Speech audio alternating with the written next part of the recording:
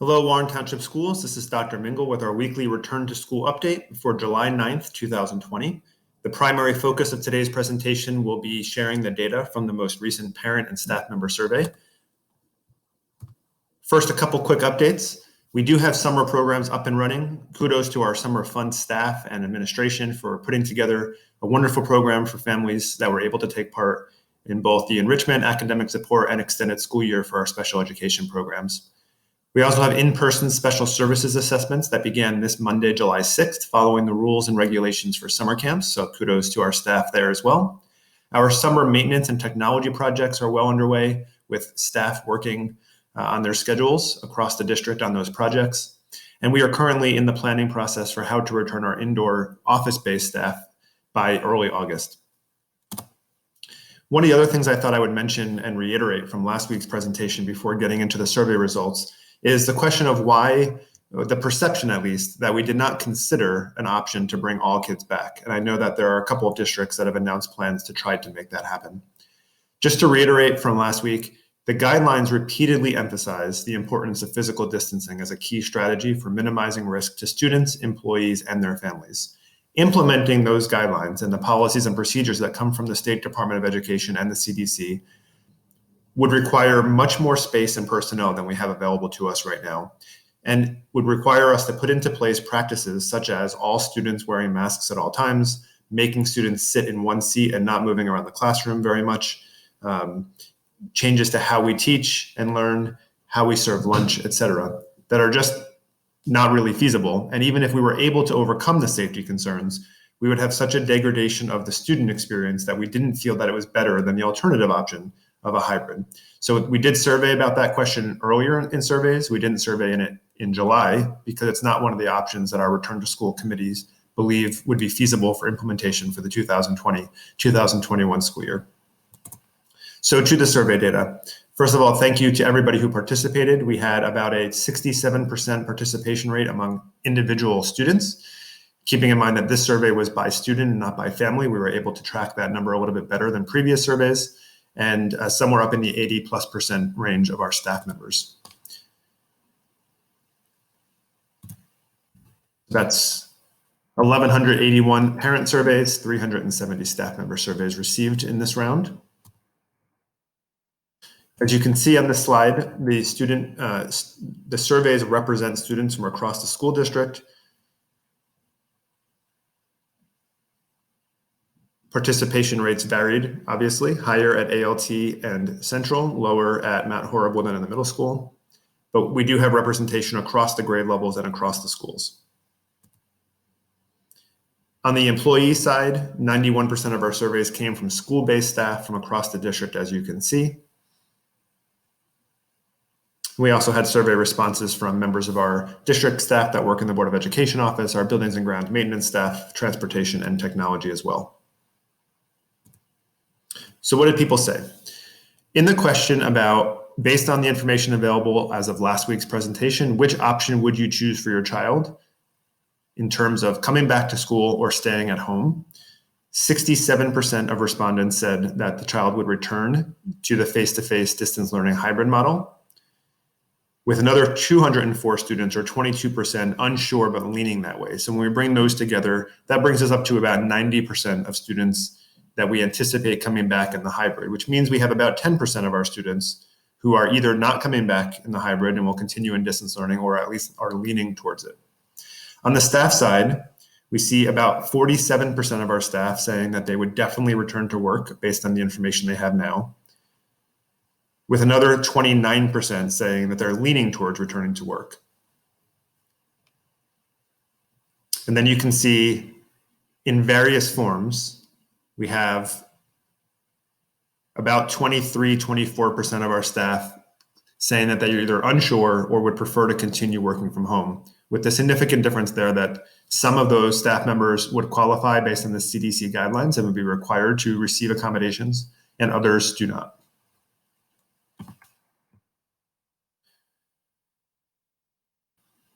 Parents generally expressed support for continuing to use school district transportation following health and safety checkpoints, with 42% saying that they would, based on what they know now, send their students back on the bus.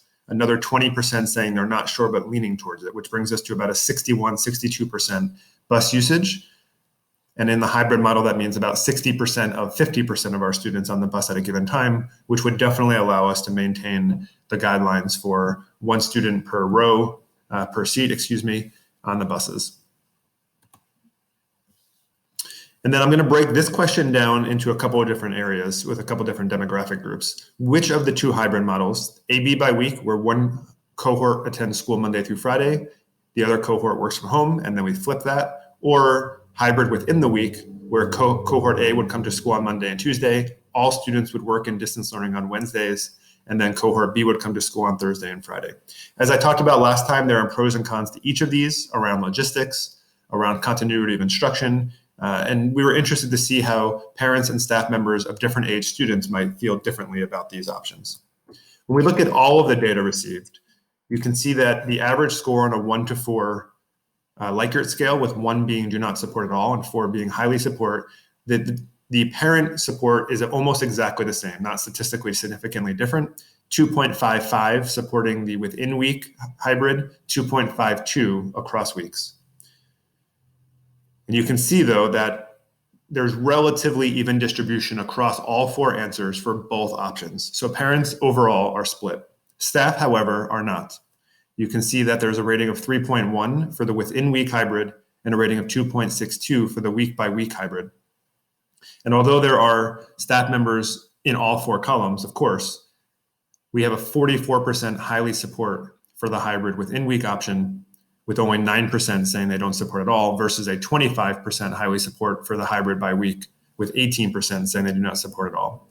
As I said, we thought this might vary by age, so we broke the data down into age groups. In the pre-K through 2, there was a more pronounced difference, with parents at a 2.57 on a 4-point scale supporting the within week hybrid versus 2.38 for week by week. Staff 3.14 to 2.76. In grades 3 through 5, it reverses on the parent side, with a slight edge to the week by week at 2.56 versus 2.43.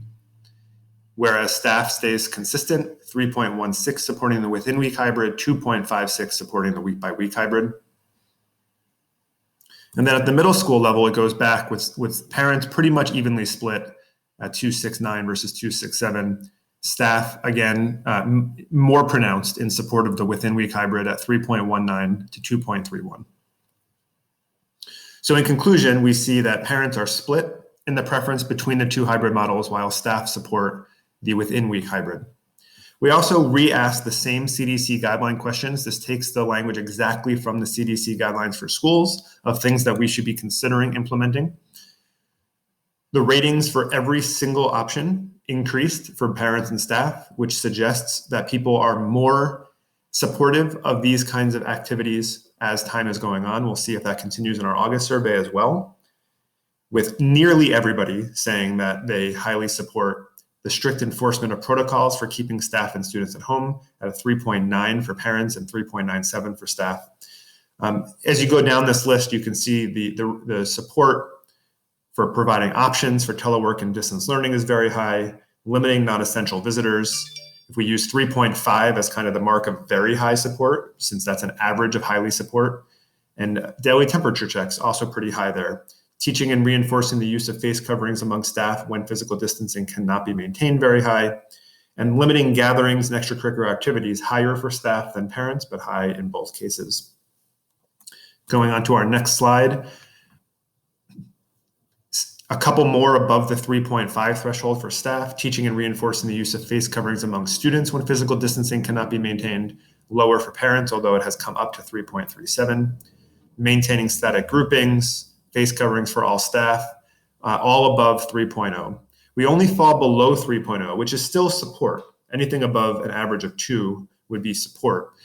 Under 3.0, we have for parents the idea of staggered arrival and drop-off times and locations by grade. It does seem unlikely that we would be able to do staggered times by grade because of our busing process, but locations may be something that we are able to do. And the lowest rating continues to be on the parent side, the use of face coverings among all students at all times, which goes back to the question about why can't we bring all students back all the time? If we did, we would have to use face coverings at all times, along with much more stringent requirements about movement and access to materials and programs and so on, which you can see in the documents that are going out in the districts that are trying to make that happen. On the staff side, below 3.0, we just have one, which is serving meals in classrooms instead of cafeterias. Our principals are working now on whether or not it is feasible to serve meals in cafeterias in the hybrid. We believe that it likely is, but what would that require us to be able to do? We also asked questions about how important it was that we follow the same model as our counterparts in other places. So a rating, this was a 0 to 100 rating scale, 100 being it's very, very important, and 0 being it's not important at all. We do have answers across the entire spectrum, but when we average it out, the support is below 50 for both parents and staff here when we compare to the other K-8 districts in the Watchung Hills Regional. Also, it's below 40 for both parents and staff when the question is how important is it for us to be following the same schedule as Watchung Hills? And although people may not feel that very strongly about that, obviously many parents who have children in both elementary and the high school may feel differently. There is a transportation component here where we share some routes with Watchung Hills High School that we have to take into consideration. And then how important is it that we're in alignment with other districts beyond the area? Still very low for parents, higher for staff, because many of our staff are parents of kids attending school in other parts of the state. And obviously the impact on their own families plays into their decisions about how they handle childcare and their return to work process, of course. We also asked parents whether or not they would intend to use food days from the PTOs. The majority say yes, with 52% saying that they would use it in the fall, 25% saying they're undecided. When the question moves to next spring, the numbers go up slightly to 56% saying yes.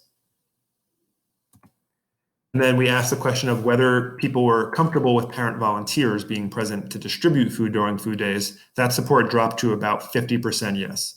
So we are working with the PTOs on guidelines that would go out to all of our vendors about the conditions they would have to meet to continue serving food in our cafeterias for the coming school year, as well as the processes we would put into place to help support using staff actions that are typically done by volunteers so that we can minimize outside adults coming into the school buildings while students are present. We also asked a question about internet access to make sure that all families were adequately supported, knowing that some of the internet service providers are cutting off their free support at this time. We have a small but important group of families that need support from the district. Obviously, it is a bigger challenge to take this survey in a household that does not have sufficient Wi-Fi access. So we take that into consideration as well, and we'll make sure that we are developing plans to support families who need that technology help. So our key takeaways: parents are evenly divided between the two hybrid models. Staff members prefer the option with a cohort Monday, Tuesday, distance learning Wednesday, and a cohort on Thursday and Friday.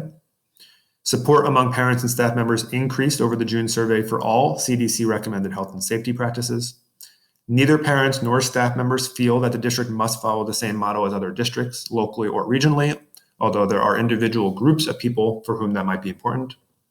The majority of parents intend to use food days, but support for the presence of parent volunteers is split, and a small number of families continue to require district support for technology access. What comes next? The return to school committees already have access to this data and have started working on it to finalize a recommendation for which hybrid model we should be planning to implement, which has a huge effect on all of the other planning that takes place throughout the summer around cohorting, homeroom sectioning, bus routing, etc. We are working on a draft return to school plan and handbook that would be made available to the public next Thursday, July 16th in the weekly update. This will be a draft that will continue to change and develop as more guidance comes, but based on what we know from the state right now, it will contain information that we know will be required to be implemented, as well as many questions that will still need to be answered. But with a goal of everybody having access to the information so that they can make informed comments and provide informed feedback. That draft return to school plan and handbook will be the focus of discussion at the Warren Township Board of Education meeting on Monday, July 20th. The public business portion of that meeting is anticipated to begin at 7 p.m. Access details for using Zoom to sign into that meeting from the public will be published on the district website in the afternoon on Thursday, July 16th. So you'll be able to find all of that information about how to access the meeting if you want to follow along or participate during the public comment phase. Thank you for your attention and again for your participation in the survey. Very helpful as we continue to work to meet our vision to return all students and staff members to the Warren Township schools safely. Thank you and have a wonderful weekend.